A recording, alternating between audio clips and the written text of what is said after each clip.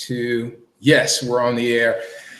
Welcome, ladies and gentlemen, and thank you so much for being a part of tonight's broadcast. My name is Muhammad Mahdi, and we are broadcasting live from Atlanta. This is the UnShakeable book review. This is a 6-week book review of Tony Robbins' brand new New York Times bestseller, UnShakeable, the Game Plan, Your Financial Freedom Playbook. So let's just hold that up so that you can see what we're talking about. If someone invited you to this book review, you're absolutely in for a treat. This is more than just a book review. This is a book review and a mastermind.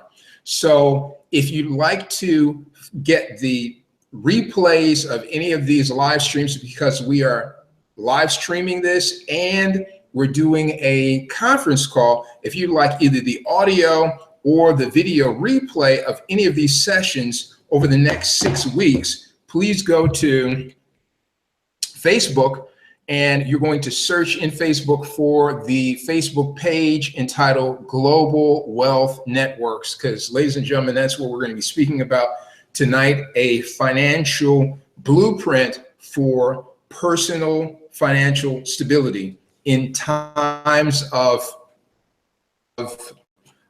great economic surges and in times of financial uncertainty, as we are experiencing right now.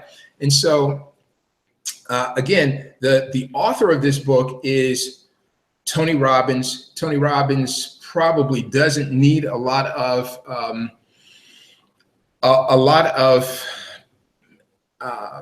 explanation or how should we say, background on his career. Tony Robbins is in his 50s now. He has been in the area of high-level performance coaching and high-level achievement coaching for decades, at least 3 decades. Tony Robbins, the author of the book UnShakeable, has been a counsel to several presidents here in the United States, personal consultant to help them over turbulent times or whenever those presidents were in need of pulling out the best of themselves. That's what Tony Robbins does. He's a peak performance coach. He has coached Tiger Woods. He's coached Serena Williams. He's coached Michael Jordan. He's coached several Hollywood actors and actresses. He's coached Oprah Winfrey when she was on her rise towards billionaire status. He is a go-to person whenever people that are normally high achievers have hit a plateau and they're looking to break through whatever is limiting them mentally, limiting them in any aspect, whether it's mental, spiritual, whatever. He's the go-to person to get you back towards your upward climb towards the best that you could possibly be. And so in his 3 decades as a professional performance coach and as an advisor, he has been privy to a lot of amazing circles of people that are in the areas of business and finance, circles of people that are in the area that are heads of states. For the way, he has absolutely been a consultant to foreign governments in helping their heads of state through extreme times of crisis. And so in building those relationships, he has made friends with some of the most amazing minds in the finance world. This book, UnShakeable, Your Financial Freedom Playbook, is really a sequel. It's the second it's the second of two books that he's written on the subject of finances. His other masterwork is entitled Money Master the Game. Money Master the Game. And that was a New York Times bestseller. It is a compendium, 617 pages, where he goes, where he is detailing the conversations, the interviews that he's had with the likes of Ray Dalio, Vogel, who is the president of Vanguard Investments, Carl Icahn, and a number of other people that are absolutely at the top of their game with regards to winning big in areas of finance. These are people, those names that I just named are people who are managing assets or managing funds that are in the trillions of dollars. They're managing multi-trillion-dollar hedge funds. On Wall Street, they are managing multi-billion-dollar endowment funds for schools like Yale and Harvard University. Some of the people that he's interviewed are among the heads of state of certain governments, and they are managing the central banks of their countries, billions and billions of dollars in assets. And these people that he has interviewed have had a track record of performing, having the funds that are under their management perform consistently well over decades. And so Tony Robbins, in his giving heart, did these interviews over the last 7 years. These interviews, although he's been in his business for 30 plus years, over the last 7 years, he has dedicated a measure of his time to an intense focus on how he can glean some of the gems of principles and habits from those people who have been masters of finance, and then share those gems with us, the common, everyday, personal investor. Whether you are a personal investor that's absolutely new at the game, you're a millennial, you're just either entering college or coming out of college, and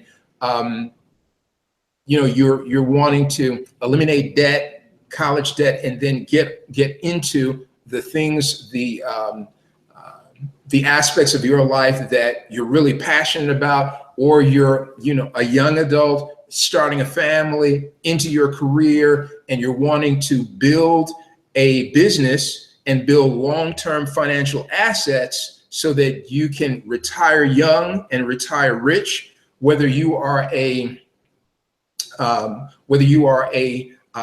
seasoned person that is looking towards retirement, you've already had a career, and now you're looking towards, how do I ensure that I can live my retirement years lifestyle? Or you already may be at retirement or past retirement, and you absolutely want to be able to, right now, even past 60, make sure that you have more than enough funds available on a consistent basis to travel the world and do some of the things that are really, really important on your bucket list. So no matter where you are, Tony Robbins, in those two books, Money Master the Game and UnShakeable, Your Financial Freedom Playbook, in both of these works,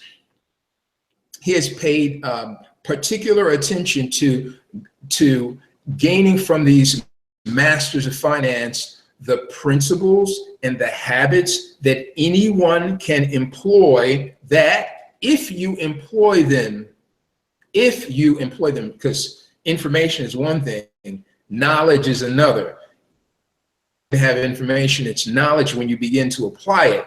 And so if you apply the principles that are in these two works, particularly this one, because what he's done in UnShakeable is he's taken all of those incredible interviews and all of the findings, the charts, the graphs, the detail, the resources in terms of, you know, these icons, these financial icons, saying, okay, this is where you go when you want to establish this kind of financial asset. This is who you go to when you want to make sure that you are consulting with a fiduciary advisor and not a broker. And there's a huge difference between a fiduciary advisor. No, I didn't know this before I read the book.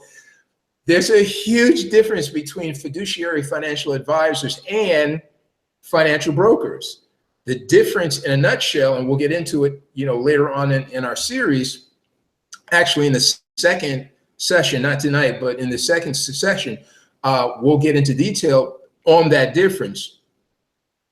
In brief, a fiduciary advisor is a financial advisor that is legally obligated to share financial advice with you that is in the best interest of you achieving your goals, right? And what I mean by that is this type of financial advisor, and out of the 300,000, or is it more than that? I think it's more than that. I think it's more than maybe 3 million. It's a number with a three. It's either 300,000 or 3 million licensed brokers that are in the United States.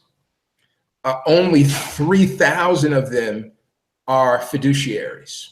Only 3,000, and I think the numbers. I think it's 300,000. Only 3,000 are fiduciaries. Now, of the other brokers, these are brokers that to sell us products, right? They're here to manage funds, actively manage funds for us. And every time we trade, whether it's to buy or to sell, you know, in a financial market for a stock, a bond, or whatever it is, a mutual fund, whatever it is, they get a commission. So they're, you know, in a lot of instances, brokers have a conflict of interest with you. You come to a broker who is quote unquote a financial advisor, and you've laid out what it is that you want to achieve for yourself and your family, and they oftentimes will steer you in a direction of funds or a portfolio of investments where they gain tremendous profits, where there are fees that are either hidden or not so hidden, that they either share with you or don't share with you, that will absolutely reduce the amount of working capital that you have with the investment that you're making. There's so many things that are revealed. So let me take a second. I'll be right back. Just don't go anywhere. I'll be right back. Let me get a second and bring some notes in front of me. Forgive me. I'll be right back.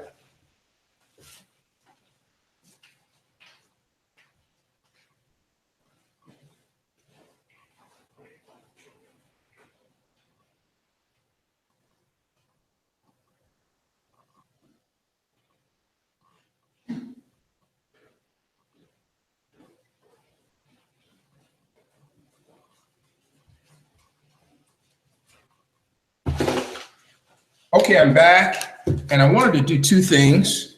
While I went to get notes. I also wanted to bring the book that precedes this book. It is Tony Robbins. Hopefully you can see that. Tony Robbins' Money Master the Game. 7 Simple Steps to Financial Freedom. This is a New York Times bestseller.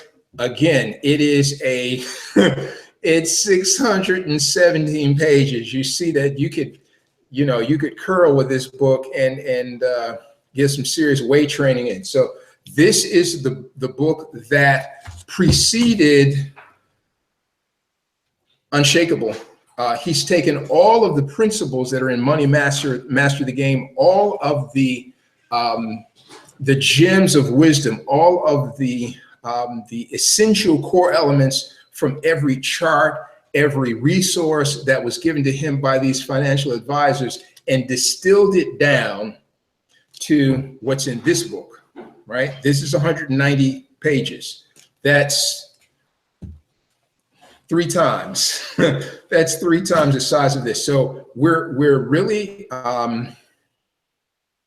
condensing and how can I say, amplifying the effect when we go through this. And we're going to go through this, God willing, in 6 weeks. We're going to take 30 pages, 32 pages to be exact, per session. So tonight we're going to cover the first 32 pages of this book, and we're going to do it in review. So it's going to be an overview of what is in, I should say, a synopsis of what is in the first 30 pages of UnShakeable by Tony Robbins. So let's get started. First of all, Tony Robbins in the book UnShakeable is letting us know that no matter where you are in life right now, every dollar that you get is going to be invested one way or another. And that dollar is going to be something that either gives you immediate gratification of some sort or another,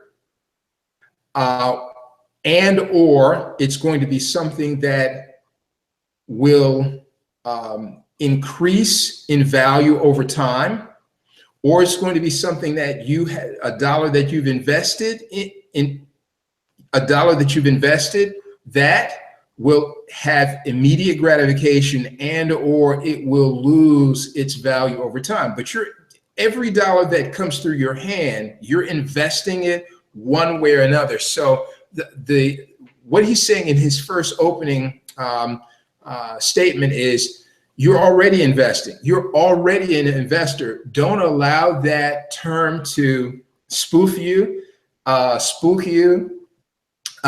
Embrace it and come into it with the attitude that you're going to surround yourself with the right people, the right resources that will help you gain confidence, overcome your fear, and master the game.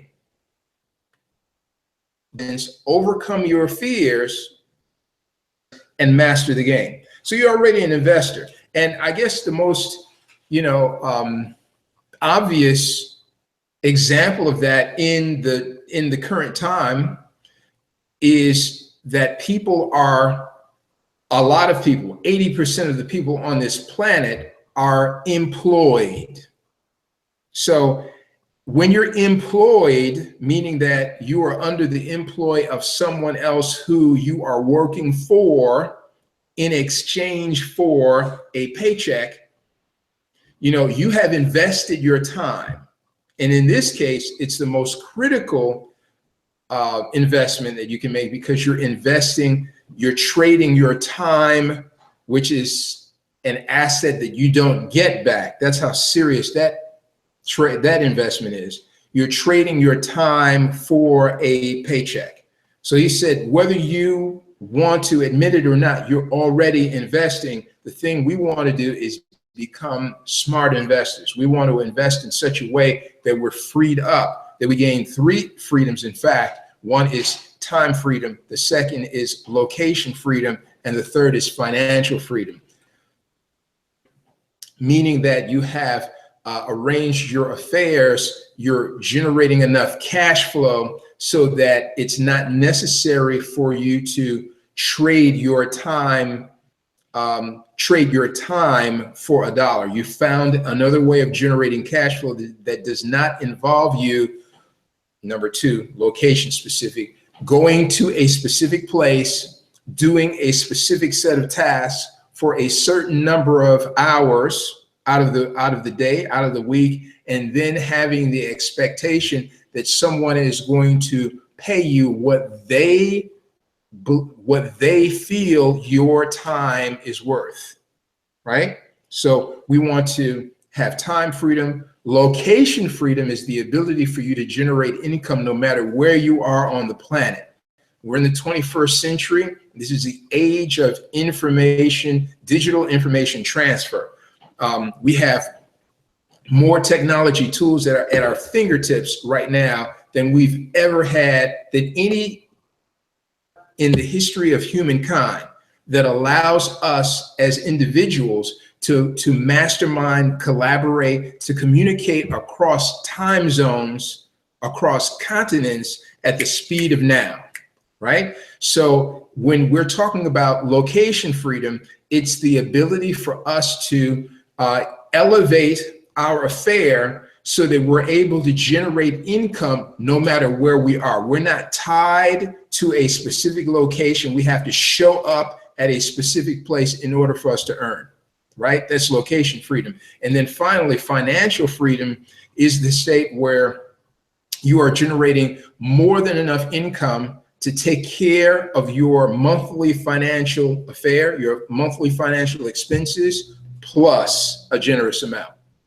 right? So we want to have all three of those freedoms, and that is what Tony Robbins in his book, UnShakeable, is positioning us to be able to realize: time freedom, location freedom, financial freedom. And he's suggesting that you must be in the game. You must learn how to invest properly so that you can acquire all three of those freedoms. So one of the objectives of this book, Become Investors, you know, we're going to be applying the principles of these people that he's interviewed.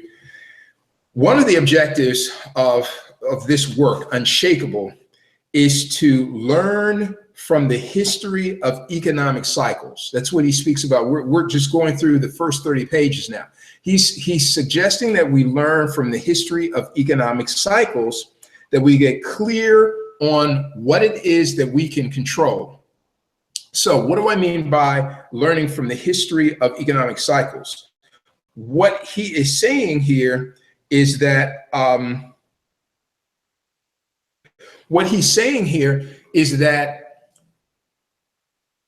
the economy, the global economy, your local economy, and more importantly, your national and your global economy, all economies, money and finance, they exist in cycles. They exist in trends. There's trends. You know, when you look at the history of what global markets have done, there are trends that are readily apparent for the students who are paying attention.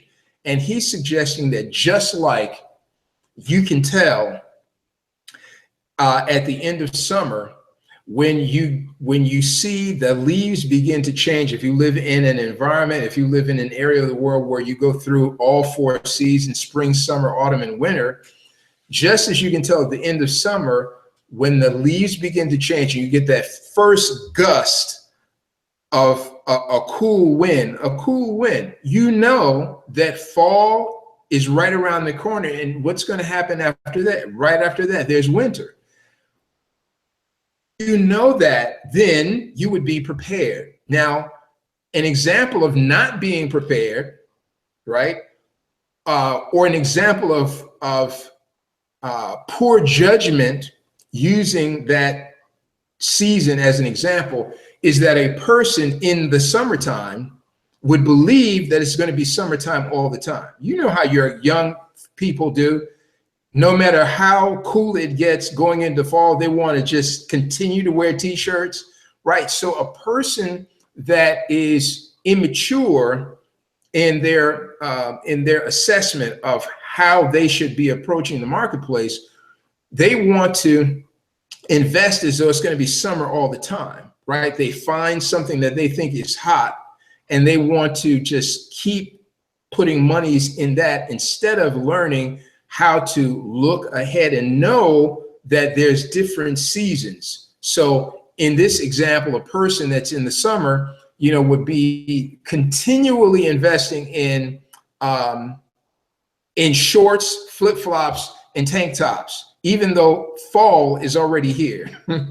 So you can't do that. He's saying that you have to learn from the history of economic cycles, and that economies absolutely have a cycle. You don't fear it. You don't get miffed about it. You understand that there are certain trends. You learn what the trends are from the people and the sources that readily tell you, here's what the trends are, so that you can embrace the trends and prepare for the trends. We're going to be developing a financial portfolio that allows us to weather whatever the climate is, right?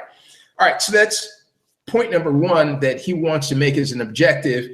There's 5 objectives here. Learn from the history of economic cycles and get clear on what you can control. You can't control the fact that it's going to go from summer to fall. You have no control over that, but you can control how to prepare for fall. You can control how to prepare for winter, right? You can prepare for that. Number 2, embrace masterminds, right? Embrace masterminds. Boy, this is a huge topic. I use that word at least once a day, that you have to a circle of people, in this case, that are knowledgeable about economic trends, right? And learn from that body of people, that mastermind, about economic trends. You have to learn from people that are more experienced than you. And the best way to do that is to be in the midst of them. So the importance of embracing masterminds or forums or focus groups that are speaking about mastering the game of personal finance is absolutely critical to you accelerating your success. Number 3, get off the sidelines, right? Just because the local news is saying, wow, this has happened, there's been so many layoffs, this is going on, and this looks like a downturn in in the economy. You can't get you cannot get and take no action. You can't stay on the sidelines, or just because things are making a downturn, you decide to pull out of the investment market. No, you have to have your investment dollars working all the time for you. So he says you have to get off the sidelines and into the game. Embrace that, right? Just know how to allocate your assets, right, while you're in the game. So that's point number 3. Point number 4 is that you apply the 4 core principles, and we're going to get into that in just a second. You apply the 4 core principles of a balanced approach to your finances. In this book, Money Master the Game, one of the things that Tony Robbins gained from a huge figure that we're going to speak about in session 2 is this thing, 4 core principles that allow you to establish balance in your approach to finances. Let's see if I can review those 4 core principles. This is the SMART approach to asset allocation. Of those 4 core principles, the first is be in a situation where you drastically decrease the probability of you losing in the monies that you invested, right? You want to, right. So that's, of the 4 core principles, that's number 1. Number 2, that you want to employ what's called asymmetric risk reward. Moving your monies in a way that you reduce risk and you maximize the return. And these are the principles of how you should approach a balanced portfolio. We're going to speak about this later on. I'm just giving it to you now. This happened to be one of the 5 objectives that Tony Robbins said he wanted to achieve for everyone who took up this study.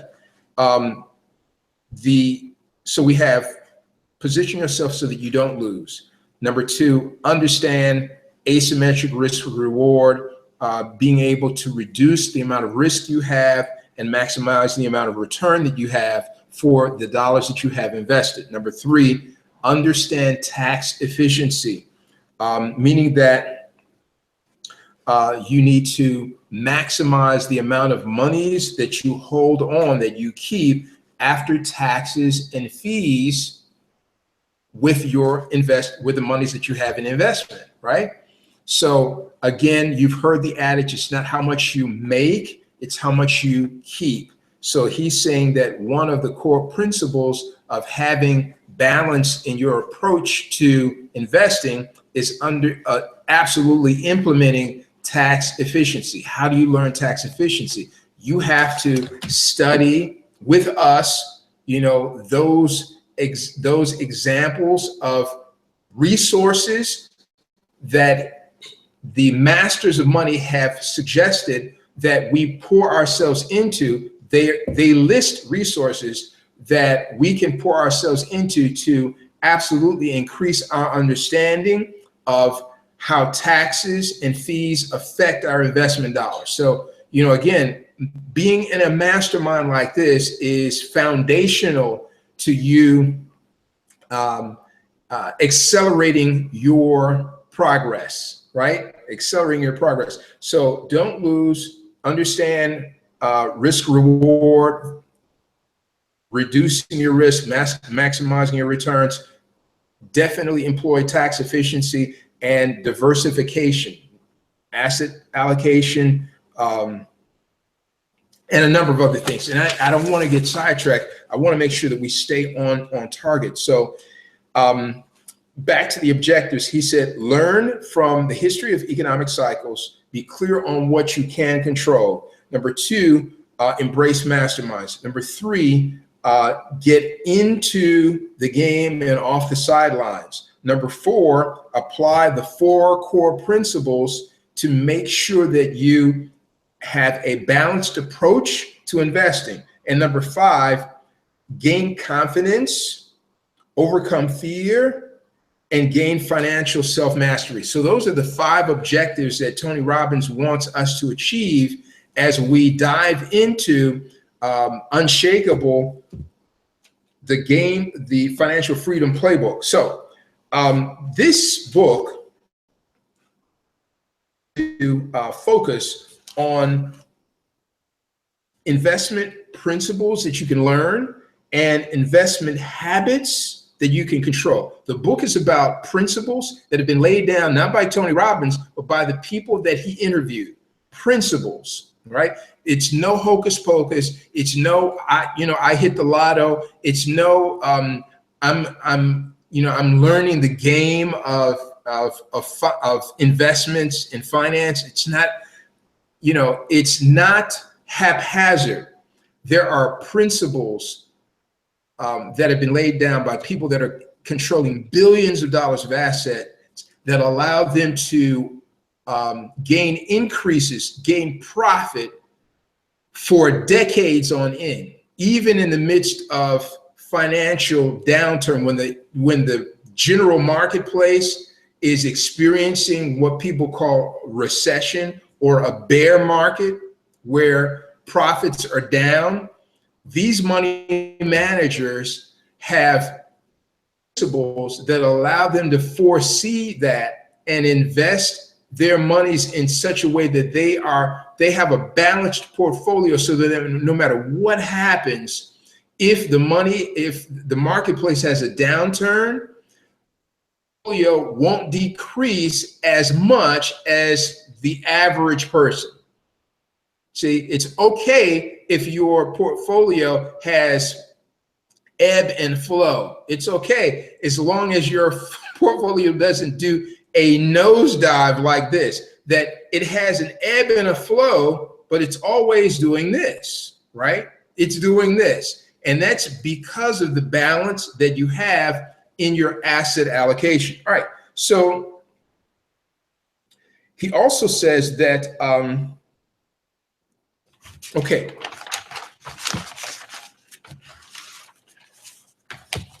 he mentions in the first 15 pages some of the people that he's going to be referring to. So it's important that we mention them so that you have their names at the forefront of your mind as you read the book. You'll dig these out. So if you're following along with me, we're in between pages 10 and 15, where he goes into mentioning the names of several of the people that we're going to be gaining these principles from. For example, Ray Dalio, one of the most success, and that's spelled D-A-L, one of the most successful hedge fund managers in the history of finance. He has a what he calls an all-weather formula that he took from a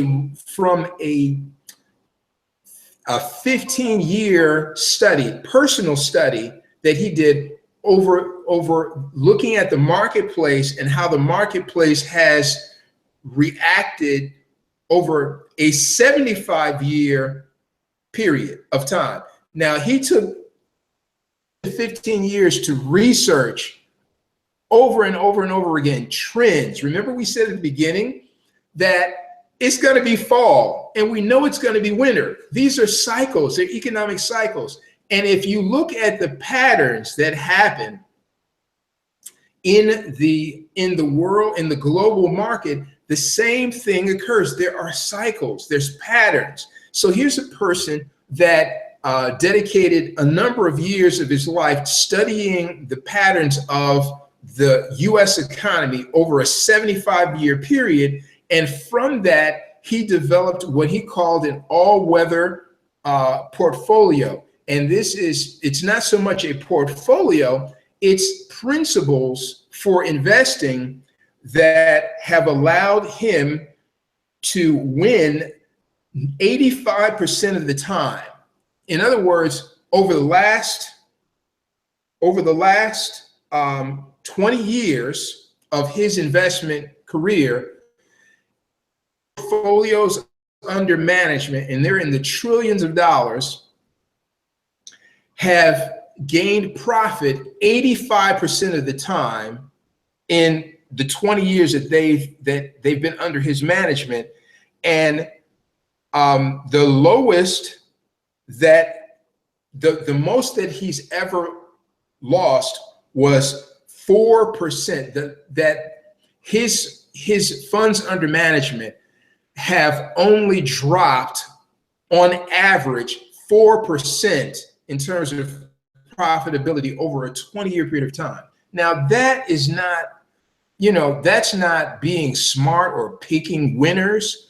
That's understanding the economic cycles and developing a portfolio of investments that allow you to be balanced. So no matter what happens, you are profitable on average most of the time. So Ray Dalio is one of the people that he refers to in this book. Jack Bogle, who is the founder of Vanguard Investments, a major investment company, and Jack Bogle, B-O-G-L-E, is the founder of, one of the pioneers of what we call index funds. Now, an index fund is a group of stocks that come from a variety of different sectors, a variety of different industries, right?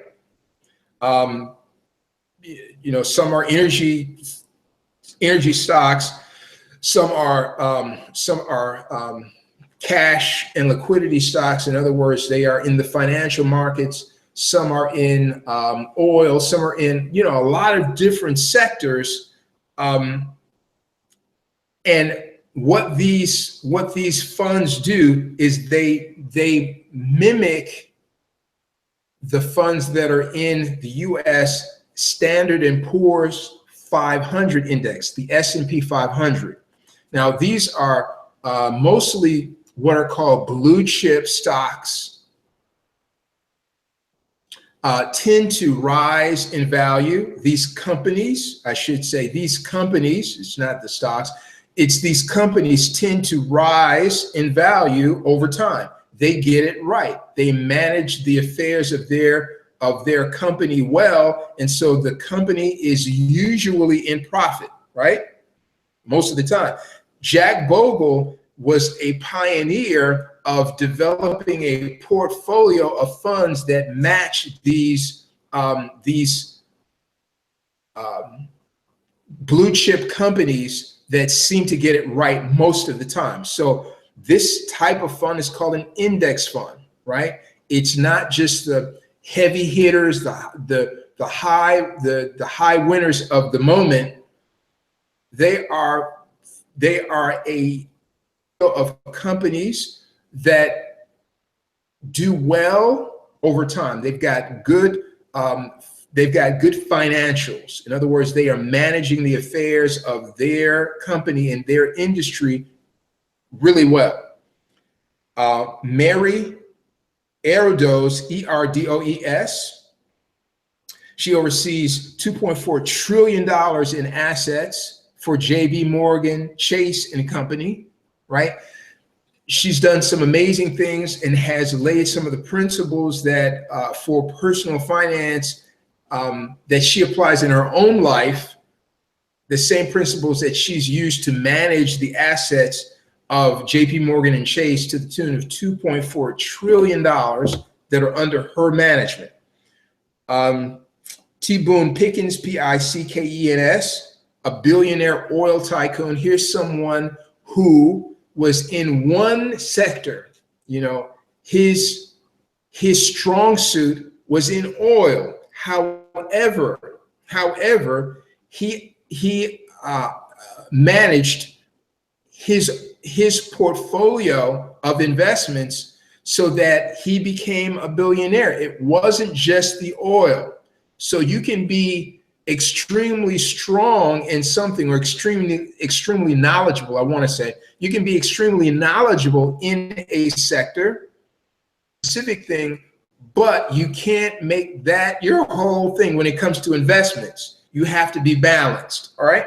So David Swanson is a Yale University endowment fund manager who took Yale's endowment portfolio of $2 billion and transformed that into $36 billion in assets for Yale University in a period of 5 years. You know, that's an incredible case of applying principles over and over and over and over again to achieve certain results. All right, so most of the stories are detailed in this book. All right, that's what this book is about. Charts, compendiums, charts, analytics, and all kind of in-depth studies made during the interview, his interview with these masters of finance, money master of the game. They're detailed in this book. The moral of the story is, up to this point, page 20 or so, in the first part of this book, is to continually expand your relations, especially your relations with people that are interested in mastering personal finance. In other words, we're going back to this word, mastermind. You've got to put yourself in the right company of people, right? So continually expand your circle of relations. Seek out people who are influencers in their industry.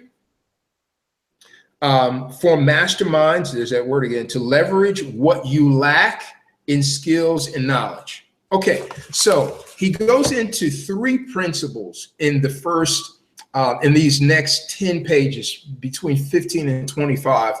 He goes into 3 principles that we absolutely want to touch on. Principles are, number 1, nobody can accurately predict what the global markets will do and how sectors will perform. So you got to know this, right? Again, if people are trying to tout themselves as gurus, if they're trying to tout themselves as, as hot financial advisors, and they picked this year's top performing this, that, or the other, right? Tony Robbins is echoing what Warren Buffett said, that these people are no more than, he says they do no more, they don't do any better than someone who's trying to determine who's going to win the lottery. In actuality, there's no one, Warren Buffett is saying this, no one can accurately predict what the global markets will do and how sectors will perform. Warren Buffett goes on to say there are far too many factors at play at any given time that you cannot control. See, going back to this principle that Tony Robbins said when we first started off, learn what things you can control and be very strategic in applying those principles. Control over the things that you can control. He said, again, directly, focus on investment principles that you can learn and investment habits that you can control. So we're going to be learning both principles and habits. We're going over 3 principles right now that are taken from the first 33 pages of this book, Money Master the Game. So first principle is nobody can accurately predict what the global markets will do and how sectors will perform. Principle number 2, avoid the sharks. Now, these are principles that Tony Robbins is using in the first part of this book. The first 30 pages, we're dividing this into six sections. So in section number 1, he's saying to you, you can't predict what the global markets will do. You have to have a balanced approach. Number 2, avoid the sharks. What does he mean by that? There are, as I was sharing in the beginning, there are different types of different ways to approach how you invest. You could go through a financial, and if you need to be a financial broker and a fiduciary financial advisor, there's a huge difference. So he says here, find fiduciary advisors.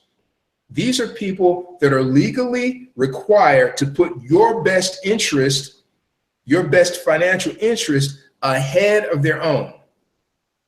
So much so that if they were to give you advice on a series of investment instruments that you in fact invest in, and later on they personally invested in a different set of financial instruments, right, that performed better in the marketplace than what they gave you as advice, they're under legal obligation to pay you from the proceeds of their profits. Now I had no idea. And that's why they're only, out of 300,000 financial brokers, there are only 3,000 fiduciary advisors. And Tony Robbins gives us the resources for how we identify the best of those financial advisors, those fiduciary advisors. And no matter what your income level is, he has resources in this book that you can acquire the assistance of fiduciary advisors, regardless of for every income level that might be reviewing this book with us. So no matter what your income level is, there are fiduciary advisors that will give you the best financial advice, right, as you begin to get into the marketplace, get into the game. Principle number 3, understand the astounding effects of compounding your investment dollars. Now, this is probably one of the biggest aspects of investing that all of the people that he's interviewed have echoed, that you need to understand the astounding effects of compounding your investment dollars over time. And when we say over time, obviously, since time is a commodity that we have a limited amount of, in this piece of advice, this one principle alone, the younger you are that you understand these principles and habits and you begin to apply them, the younger you are, the greater the probability will be that you will attain financial nirvana, that you will attain financial absolute joy and stability, the type of freedom that other people only dream about, the younger that you get started.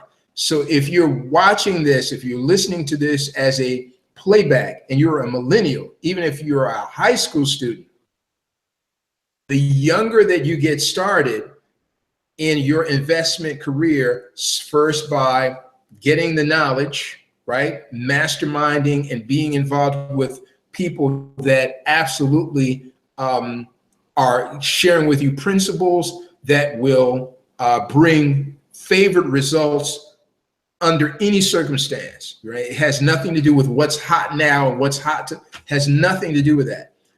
But understanding principles and then disciplining your habits and then applying those habits over time is the best thing you possibly do. So I want to spend just a second here talking about compound investing. Compound investing and compound interest are sometimes terms that are used interchangeably. But I want to take just a second to make a distinction between the two, to really get to the core of what they're talking about when they say understand the astounding effects of compounding your investment dollars. In a nutshell, compound investing is the principle of pouring your recent profits right back into your investment portfolio, the earning effect over time. I'll say that again. Compound investing is the principle, we're talking about principles, there's three of them here, right? Is the principle of pouring your recent profits right back into your investment portfolio to accelerate the earning effect over time. Now, in deference, compound interest, very carefully listen. Sometimes they're used interchangeably, but I want to make the distinction. Compound interest is the principle of profiting on a loan when the person borrowing is experiencing a loss. So compound interest is when you take out a loan. Could be an auto loan, could be a loan on a house, a mortgage on a house, or whatever it is that you're financing, right? So we'll use here in this example, we're not talking about investing in the strictest sense. We're actually talking about spending. So in compound interest, when a loan is issued to you, they already calculate how much interest they're charging you, how much extra dollars they're charging you to loan you this money, to extend you this credit, and you're responsible for paying both the principal amount and the interest payments, regardless to whether or not you experience some loss. Right? You lose your job, whatever the case is, or what if you're taking this money out to invest in the business and the business fails, you're still responsible for both the principal amount and this interest that they're charging you. In a lot of cases, in a lot of areas of the world, that's called usury, USURY. and it's frowned on by a lot of different groups, religious groups especially. You know, there is a principle, it's a human principle, that if you're making an investment with someone, especially if you're investing in someone who's opening a business, right? You're investing with someone who's opening a business, then the expectation is that when you make that loan for a person that is investing in something that could increase in profit, that you absolutely are looking for your principal invested amount back. And as that business profits, dividends from the profits, from the profitability of that business venture.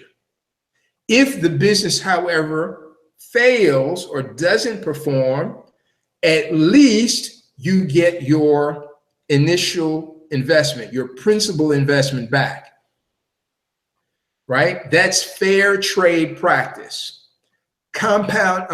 Interest, giving an interest loan means that it doesn't matter what happens, you're expecting the principal and the interest that you're charging for making the loan in the first place, right?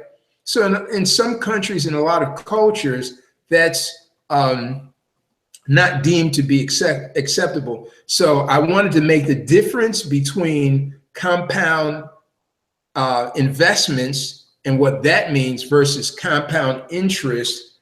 Sometimes those terms are used interchangeably, but I wanted to make the difference. Compound investing is, again, when you take the recent profits from your investment and you pour them right back into the principal amount that you invested from the beginning. You pour them right back into your investment. That's compound investing. And so of the three principles that Tony Robbins wanted us to gain from these masters of finance in the beginning of this book is principle number one: you can't accurately predict what the markets are going to do. Too many factors at play. You have to learn how to approach the marketplace with a balanced investment strategy, right? Number two, avoid the sharks. When you're beginning your investment career, when you're about to start investing in stocks, bonds, real estate, stocks, bonds, real estate, gold, cash, when those are the asset classes that he named specifically in this work. When you're putting your monies into those investment classes, you need to do that with people who have your best interest at heart. If you're going to be doing that under the advisement of a broker, make sure that it's a fiduciary advisor and not just a financial broker, right?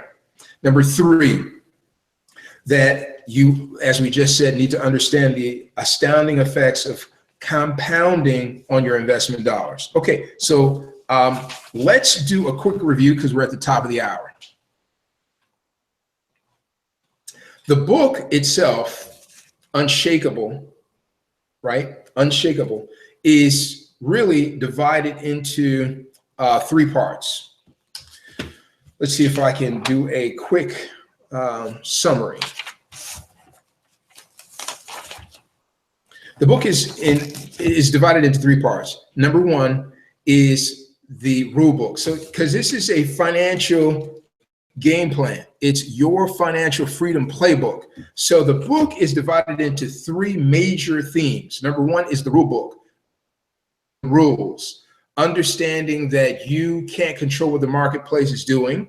Understanding that you want to reduce the amount of fees that you're going to be paying for any investments that you're making, and be efficient in understanding the taxes regarding the investments that you're making. Know the fine print. Know what will eat away from the investment dollars that you're putting up in the first place, right? So the rule book is part one. And The other thing was understanding the astounding effects of compound investments. So understanding the rules for those three principles is in part one. We're going to be going deeper into part one. Actually, we'll be finalizing part one next week because we're dividing this into 6 weeks, covering 2 sections of the book per. We'll be covering a section every 2 weeks. I'll put it that way. So week 1 and 2, which is what we're in now, we'll be going over the rules. So next we're going to be deep into the habits for investing next week. It's going to be all fact. We'll have slides and a lot of other things that'll be neat. Then the second section of this book is the playbook. So in the playbook,